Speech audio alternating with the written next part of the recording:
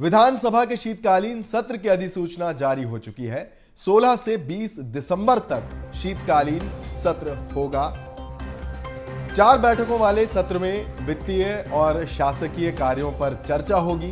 फिर एक बार आपको बता देते हैं, 16 से 20 दिसंबर तक शीतकालीन सत्र होगा और इसमें 4 बैठकें होंगी। 4 बैठकों में वित्तीय और शासकीय कार्यों पर चर्चा होगी। इसके साथ ही इसी सत्र में यानी शीतकालीन सत्र में सरकार अनुपूरक बजट भी पेश करेगी।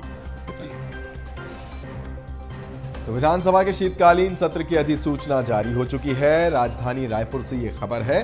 तारीख एक बार आपको फिर से बता देते हैं, 16 से 20 दिसंबर तक शीतकालीन सत्र चलेगा और जैसा कि तारीखों के हिसाब से दिखाई भी दे रहा है कि 4 बैठकें इसमें हो सकती हैं। 4 बैठकों वाला यह सत्र रहेगा और इसमें विभिन्न विषयों पर बातचीत होगी। विभिन्न विषय जिनसे हमारा मतलब है कि वित्तीय और इसके अलावा शासकीय जो भी चीजें होंगी उनमें उनकी इस सत्र में चर्चा होगी। वित्तीय और शासकीय कार्यों पर चर्चा होगी इस सत्र में। एक और जो महत्वपूर्ण बात निकलकर सामने आ रही है और आपके लिए भी जानना जरूरी है, अगर राजनीति से आप इत्तेफाक रखते हैं तो शीतकालीन सत्र में सरकार अनुपूरक बजट भी पेश करेगी। ये भी जानकारी साथ में मिल रही है। तो अभी तक की जानकारी के हिसाब से ये 3 प्रमुख बातें, एक तो अनुपूरक बजट पेश हो सकता है इस सत्र में। इसके अलावा 16 से 20 दिसंबर ये तारीख जो है वो शीतकालीन सत्र की आ चुकी है और 4 दिन चलने वाले इस सत्र में विभिन्न वित्तीय और शासकीय कार्यों पर चर्चा होगी।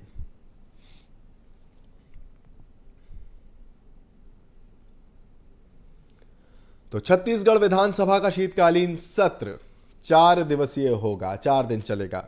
तारीखें हम आपको बता चुके हैं, एक बार फिर से दोहरा देते हैं। 16 से 20 दिसंबर तक ये सत्र चलेगा और इस सत्र से जुड़ी हुई और क्या क्या खास बातें हो सकती हैं जो आपके जानने के लिए जरूरी हैं, उनके लिए हमारे resident editor Awadhesh Mishra ji, doctor Awadhesh Mishra जुड़ चुके हैं, उनसे बात करेंगे।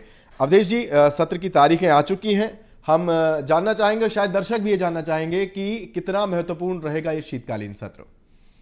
बेहद महत्वपूर्ण होना है क्योंकि दिसंबर का माह जो होता है सरकार के आगामी 3 महीने के, मतलब जनवरी, फरवरी और मार्च, अगले वित्तीय वर्ष से पहले जो 3 माह के जो सरकार के खर्चे हैं, जो योजनाओं में लगने वाले पैसे हैं, उनके लिए वित्तीय प्रबंधन के लिए सबसे महत्वपूर्ण ये सत्र माना जाता है। और यही वजह है कि इसमें जो है सरकार अपना अनुपूरक बजट लेके आएगी। अनुपूरक बजट का साइज क्या होगा वो भी 1-2 दिन के भीतर हम अपने दर्शकों को बताएंगे। लेकिन अनुपूरक बजट के साथ साथ विधि विधायी कार्य के जितने भी विषय है, चाहे कोई नया बिल लाना हो, संशोधन विधेयक लाना हो, या फिर सबसे महत्वपूर्ण ये कि आगामी दिनों में नगरीय निकाय के चुनाव होने हैं, तो क्या कैबिनेट में पास होने के बाद डायरेक्ट इलेक्शन को लेकर सरकार विधानसभा तक जाएगी।